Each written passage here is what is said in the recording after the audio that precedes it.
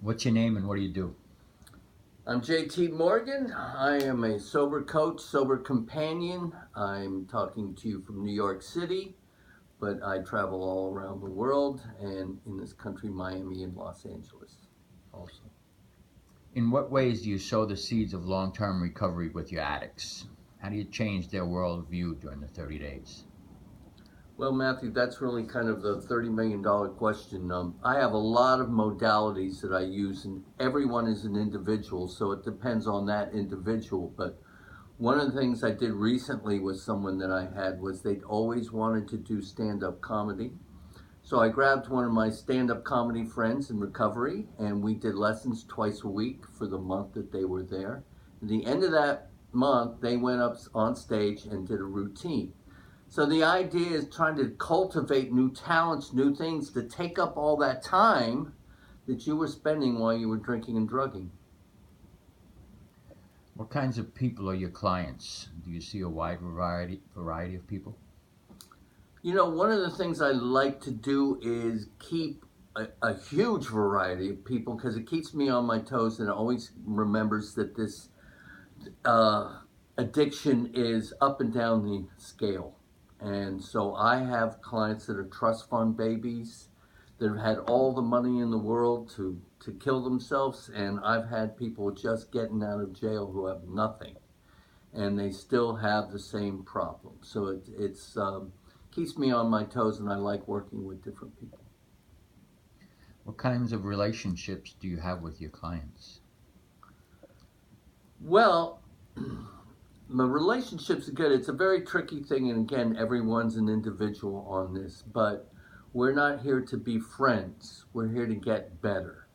But I keep it on trust. So, one of the first things I tell people when we get together is I will never embarrass you. I will never talk down to you. I will never humiliate you or ask you to do anything that's going to hurt you. And so we start on that, mutual trust. Why are you the best man for the job?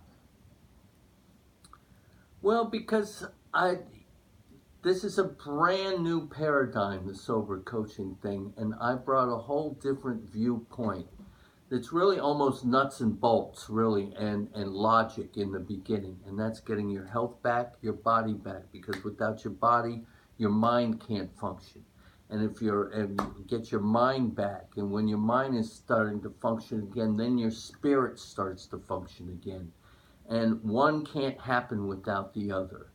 And this is something I've been doing and I see a huge lack of in a vacuum of doing this kind of common sense first 30 days of being the most important and taking care of first things first, the body, the mind, and then the spirit.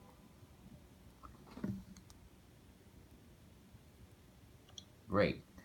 Uh, what's your goal for the first 30 days?